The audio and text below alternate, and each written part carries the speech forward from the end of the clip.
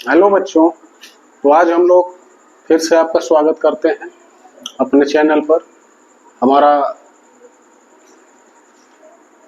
जो टॉपिक चल रहा था पूर्ण संख्याओं के लिए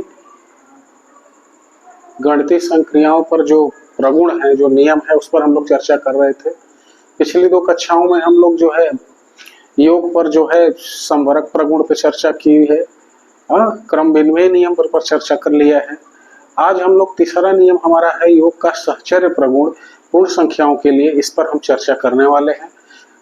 तो ध्यान दीजिए, टाइम न वेस्ट करते हुए हम एक चर्चा करते हैं। मान लीजिए सहचर्य, एसोसिएशन लॉ इसे कहते हैं।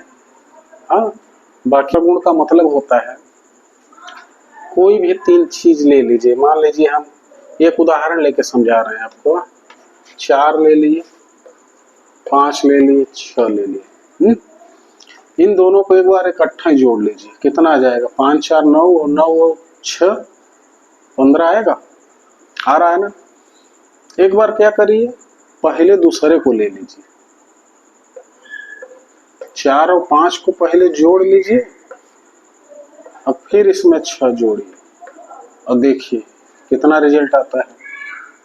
तो 5 और 4 9, 9 और 6 कितना आ रहा है? 15 आ रहा है। ये पहली स्थिति हो गई। दूसरी स्थिति में क्या कर सकते हैं, इसको एक साथ ले लें, 5 और 6 को।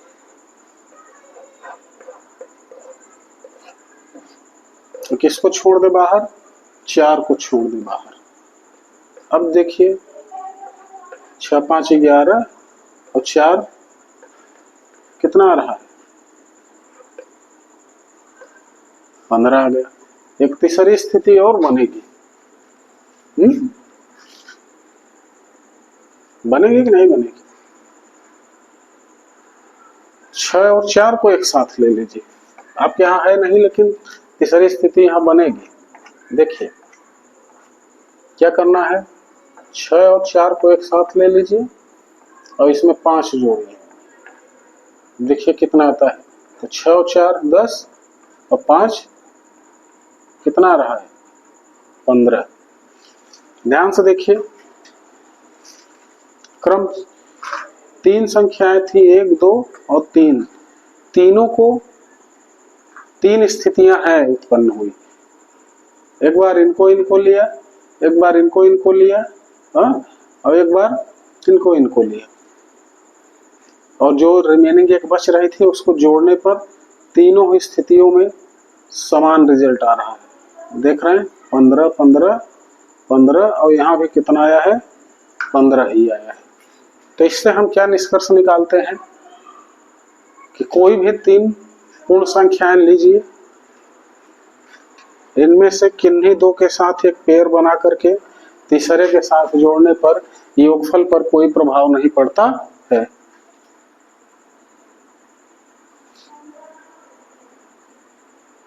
इसी को सहचर्य प्रगुण कहा जाता है। इसको चाहे तो शब्दों में लिखेंगे तो कोई मतलब नहीं आएगा, चीजें समझिए, बस यही महत्वपूर्ण है। क्या निकल के आया? यदि A B C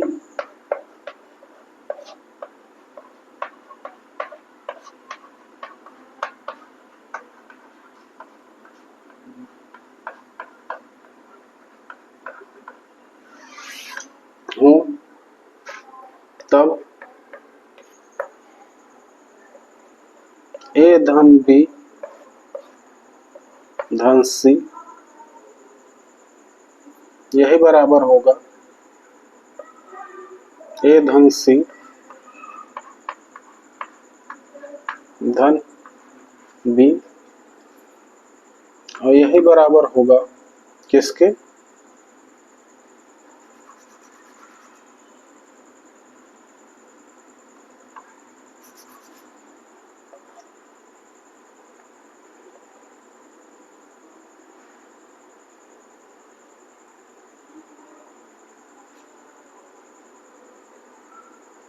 A B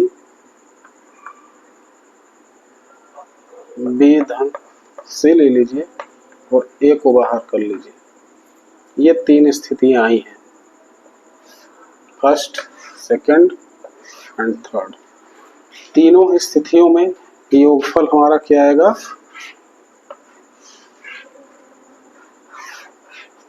बराबर आएगा। इसी को हम लोग सहचर्य प्रगुण कहते हैं। 2 की चर्चा की गई है, लेकिन हम आपको 3 बता दे रहे हैं। ये भी तीसरी सिचुएशन होती है। आपके सिलेबस में केवल 2 के बारे में चर्चा किया गया है। तो अन्य कोई उदाहरण लेकर के क्लियर कर लीजिए। सहचर्य प्रगुण यही होता है, अगर 3 पूर्ण संख्याएं लेते हैं तब ये होगा। 3 पर ही नहीं, अगर 4 लेंगे तो 4 के लिए भी बन जाएगा। तो उतनी हुई सिचुएशन, जितनी संभवतः सिचुएशन बनेंगी सबके लिए सेम रिजल्ट आएगा, योगफल समान आएगा। तो आशा करता हूँ ये नियम आपको समझ में आ गया होगा। किताब में चीज़ें लिखी गई हैं, उसको देख लीजिएगा। मेन चीज़ जो समझाना था वो हम समझा दिए। इससे संबंधित सवालों को हल कर लीजिएगा। और संख्या रेखा पर प्रदर्शन करना हम अगली कक्षा में चर्चा करेंगे। बहुत ज़्यादा डिटेल में जानकारी के लिए जो है चैनल पर जाइए और पिछले जो वीडियोस हैं उसका भी अध्ययन करिए, तब और अच्छे से समझ पाएंगे। तो आशा करता है क्लियर हो गई होंगी चीज़ें। अगले वीडियोस के लिए फिर से टाइम से मिलिएगा। तब तक के लिए बाय बाय, गुड नाइट, शुभ रात्रि, थैंक यू।